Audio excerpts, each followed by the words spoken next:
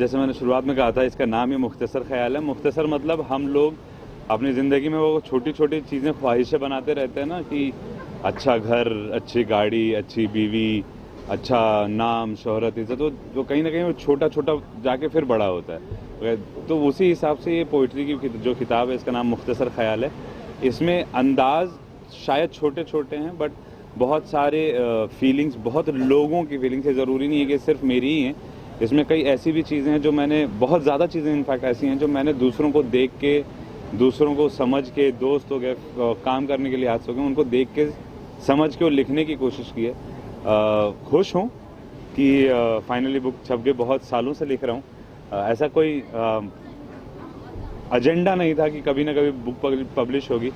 जो मेरी टीम, जैसे मैंने शुरुआत में कहा कि स्पेशली शाजी का इसमें बहुत बड़ा एफर्ट रहा है कि आपकी बुक आए। वो लगी रही बातें करना बहुत सारे पब्लिकेशन हाउसेस से, उसको कल्टीवेट करके एक जगह पे लाना was a good process. We enjoyed it and वही है कि अब आप लोग पढ़िए, बताइए कि क्या अच्छा लगा, क्या बुरा लगा, क्या बेहतर कर सकते हैं। तो इंशाल्लाह अगली किताब जब भी लिखूंगा, अगर लिख पाया तो उसमें वो सारी चीज़ें को रेक्टिफाई करके फिर लिखेंगे।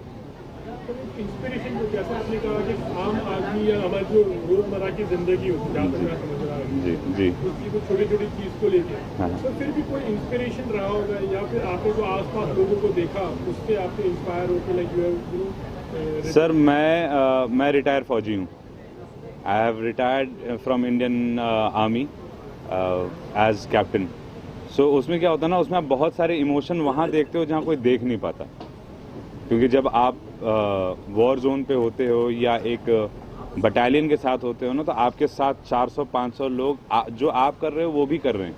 लेकिन उसमें डिफरेंस ये होता था कि उसका तरीका और मेरे तरीके में या हम लोगों के तरीके में कई दफ़ा फ़र्क आता था। वो फ़र्क क्यों आता था, वो कई लोग अपने घर से बहुत ज़्यादा खुश रहते थे, कई लोग शायद नाराज़ रहते थे, कभी कोई अपनी गर्लफ्रेंड बॉयफ्रेंड वाली फीलिंग से नाराज़ होता था। तो बहुत सारे इमोशंस, जब आप रात को बैठते हो ना खाना खाने, फौजियों का एक होता है कि एक लंबी सी टेबल लगती है जहाँ 150 लोग एक साथ बैठ के वही रोटी दाल और सब्ज़ी खा रहे हैं। उस वक्त बहुत सारे आप इमोशंस देखते हो कि किसी को खाना पसंद नहीं आ रहा है लेकिन खा रहा है। उसकी जिम्मेदारी वो खाना नहीं है, उसकी जिम्मेदारी उसकी फैमिली नहीं है, उसकी जिम्मेदारी उस वक्त वो नेशन है। तो ये एक अलग फीलिंग होती है, जो एक मेरी शेर में लिखा भी हुआ है कि मैं शायद अभी भूल रहा हूँ कि अभी बीच में आपने जब देखा था पुलवामा वगैरह में अटैक हुए थे, तो बहुत सारे हमारे फौजी भाई उसमें शहीद हुए थे। तो उस पर लिखा था कि सरकार को या लोगों को लगता है कि किसी की बस नौकरी चली गई, क्या नौकरी दे दी जाएगी। तो उसको मैंने गज़ल में लिखा था कि तुमको लगता है कि एक शहादत हुई है, एक इंसान मर गया है, लेकिन तुमको ये नहीं पता है कि यहाँ पे किसी के परिवार की रोटी चली गई है। तो ऐसे जज्बात भी हैं।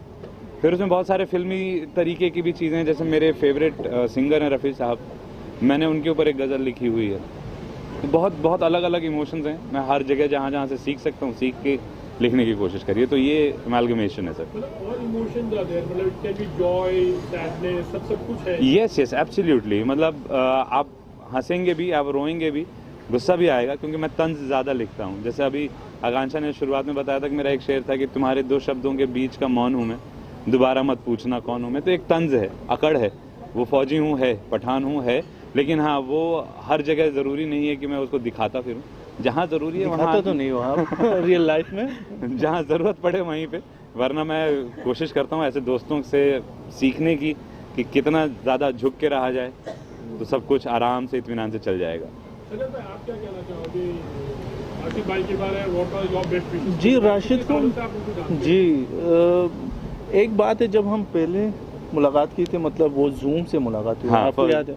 मतलब एक आर्मी के साथ मैं बात कर रहा था तो मैं इतना ये इसका जो इमोशनल पार्ट है वो तो मैंने देखा नहीं। जो जब हम उससे बाद ज़्यादा मुलाकात की तो फ़नी पार्ट मेरे लिए ये था कि ये आर्मी में था बंदा और इतना स्ट्रॉन्ग भी लग रहे हैं, फिर भी बहुत ही इमोशनल है।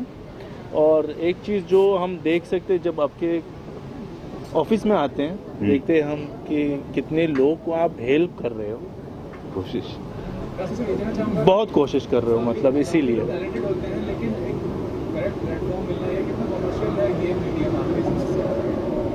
भाई देखो मेरे बाएं साइड में जो बैठा है ना, वो एक बहुत कमर्शियली सक्सेसफुल एक्टर है। तो आप उससे अंदाज़ा लगा सकते हो कि एक कमर्शियली सक्सेसफुल एक्टर जिसकी वो छाप इस इंडस्ट्री में बहुत बहुत स्ट्रांग है, अगर वो इंसान पोइट्री सुनने आया है तो कुछ ना कुछ तो होगा। और आप हर चीज़ को कमर्शियली नहीं आंक सकते। एग्जाम्पल के तौर पे बहुत बड़े शायर गुजरे हैं, जॉन एलियट साहब, वो कमर्शियली कभी सक्सेसफुल हुए ही नहीं। कोई भी शायर इनफैक्ट आज तक कमर्शियली सक्सेसफुल नहीं हुआ है, वो चाहे गालिब थे, चाहे मीर साहब थे, चाहे आप जॉन एलिया कह लीजिए। वो अपना, उनका वो फन था, वो लिखते थे, उनको कहना था, वो कह गए। उनके जाने के 50-100 साल बाद एक बहुत अच्छे रैपर हैं और राइटर हैं, रफ्तार, उन्होंने जॉन एलिया साहब के बारे में जब फिल्म बन रही थी तो उस पर लिखा, उसमें एक लाइन थी कि मैंने तुमको सुना है, नहीं मंटो साहब के बारे में इनफैक्ट लिखा था कि मैंने बरसों सुना है तुमको मंटो, मैं तो बनना चाहूँ तुम सा।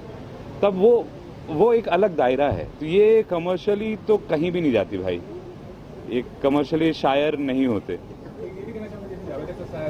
बॉलीवुड से जुड़ा होना वो कितना मायने रखता है, क्योंकि सर्दी एक्टर है और इंडस्ट्री का नाम आना, इंडस्ट्री से जुड़ना वो कितना जरूरी होता है। अगर पहचान ही बनानी हो तो अगर पैसे की बात ना की जाए तो सर देखिए, ना तो ये कमर्शियल एक्टर है मेरे लिए, ये मेरा दोस्त है। अगर मैं एक्टर को बुलाता तो शायद एटलीस्ट 30 तारीख को तो वो नहीं आता। आई एम 100% श्योर, बिकॉज मैं इस फ्रेटर्निटी में हूँ, वो 30 तारीख को नहीं आता अगर वो एक्टर होता तो। आई एम श्योर वो अपने क्राफ्ट के लिए बहुत अमेजिंग है, लेकिन वो यहाँ पे जिस वजह से है वो दोस्त की वजह से है। और जिनका रेफरेंस सर आपने दिया है ना, वो पहले शायर, वो इतने बड़े शायर के बेटे हैं जावेद साहब, फिर उन्होंने कई बरसों तक पहले फिल्में लिखी, फिर वो गाने में।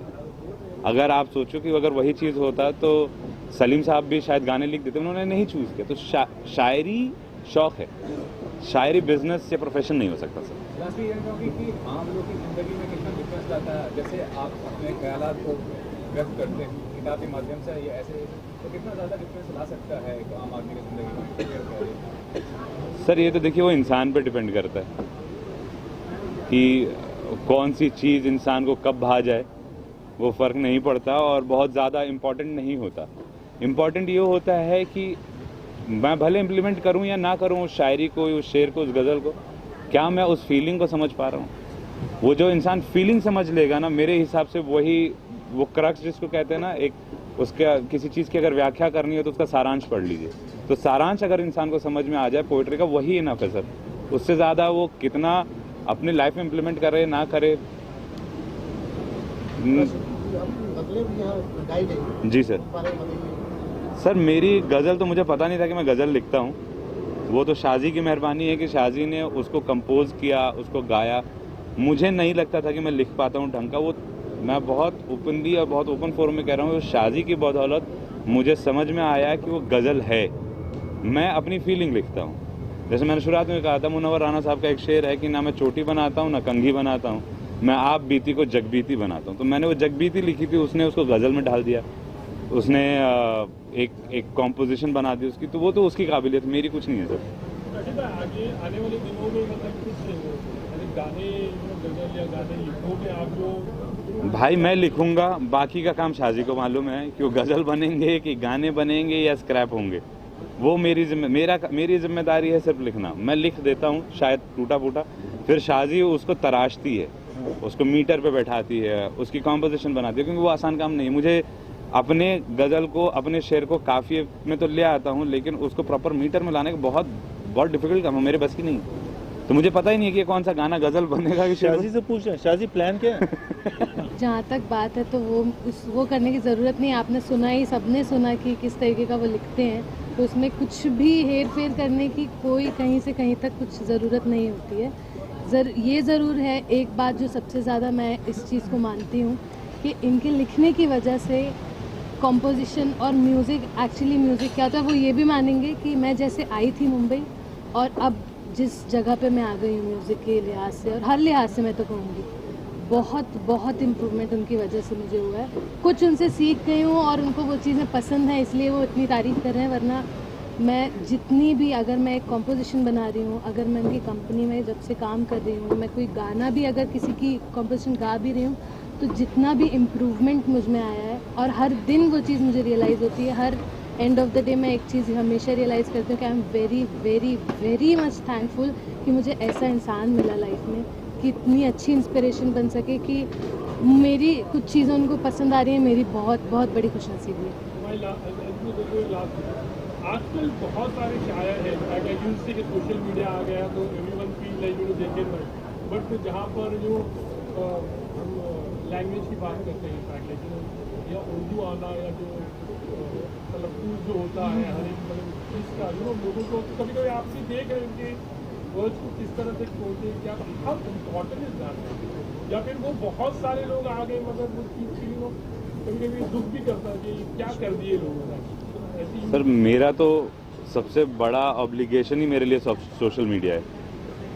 तो किसी एक बहुत बड़े शायर ने एक दफ़े कहा था कि अगर लोग तुमसे बहुत ज़्यादा चिपकने लगें या लोग बहुत ज़्यादा लोग तुम्हारे पास आने लगें, इसका मतलब ये नहीं है कि आप बहुत अच्छे हो, इसका मतलब ये है कि आप बहुत ज़्यादा सस्ते हो कि हर कोई अफोर्ड कर रहा है। तो वही हाल सोशल मीडिया की वजह से है कि हर कोई उस पर है, मैं भी हूँ, मैं अपने आप को भी उसमें काउंट कर रहा हूँ, बट आप उसको किस लिहाज से कंज्यूम कर रहे हैं, वो कंजम्पशन आपकी क्या है, वो उसके ऊपर डिपेंड करती है। और सर जहाँ तक बात तलफ़्फ़ुज़ की, मेरी खुद की ठीक हो जाए मैं दूसरों को कहूँ, मेरी खुद की ठीक नहीं है, मैं तो सीख रहा हूँ अभी। जिस दिन मेरी शायद ठीक हो जाएगी शायद कभी, तो मैं कोशिश करूँगा कि कुछ बोल दूँ, वरना अभी उतनी जो कुछ भी सुना हमारे तरफ से सर वही कहते हैं, अब आप बुरा मत मानिएगा, आप सारे दोस्त भाइयों के लिए, लेकिन please don't get it offended. वही कहते हैं कि अंधों में काणे राजा, तो हम काणे राजा हो गए क्योंकि आपने मुझे सुन लिया। मुझसे बहुत बेहतर शायर, बहुत अच्छे बोलने वाले लोग बैठे हुए हैं, हो सकता है शायद उनको अल्लाह ने उतनी फैसिलिटी शायद नहीं दी है कि वो यहाँ तक नहीं पहुँच पाए। अल्लाह का एहसान है कि मुझे उतनी मिल गई, मैं यहाँ तक आ गया, उतना ही फ़र्क है बड़े भाई। Otherwise I don't think so I am standing anywhere in the lines. आप कितना रेकमेंड करोगे या आप उनको कुछ बोलोगे कि हमारे लिए लिखिए या मेरे लिए लिखिए? अब रिकमेंड नहीं, मतलब रेट नहीं करूँगा, रिकमेंड तो करूँगा ऑफ कोर्स।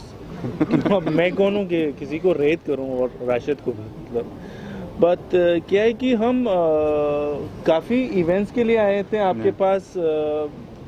एक वजह यह था कि इनका शायरी सुनने के लिए और अभी अच्छे हो गया, हमारे काम भी आसान हो गया, तो अब किताब है अपने पास, तो मुलाकात फिर भी होगी, मतलब होगी। पर इसीलिए तो हमें तो अच्छा ही लगता है, एंड तो मुझे शायरी भी बहुत अच्छा लगता है, मैं भी लिखता हूँ, बट आपके जैसे नहीं। अरे बस फिर भी that's I always liked his poetry. Finally आपको अपनी किताब में से जो आपके कुछ दिल की करीब वो शायद सभी चीज़ें होगी, बस चलिए वो याद है मुझे। अच्छा मेरी प्रॉब्लम है, मुझे मेरी शायरी याद नहीं रहती, तो मेरी शायरियाँ मुझसे ज़्यादा इसे याद हैं क्योंकि वो लिखती रहती है, उसको फॉर्मेशन वगैरह।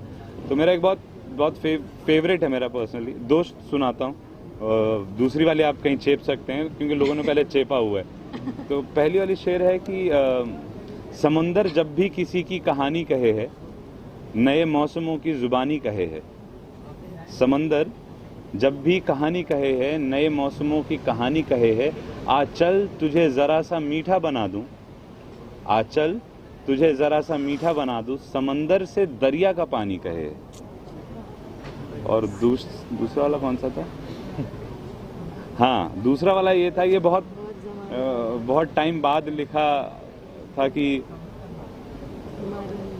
एक ज़माना पड़ता, हाँ, कि तेरे घर से दूर नहीं मेरा घर, तेरे घर से दूर नहीं मेरा घर, बट बस रास्ते में एक ज़माना पड़ता है।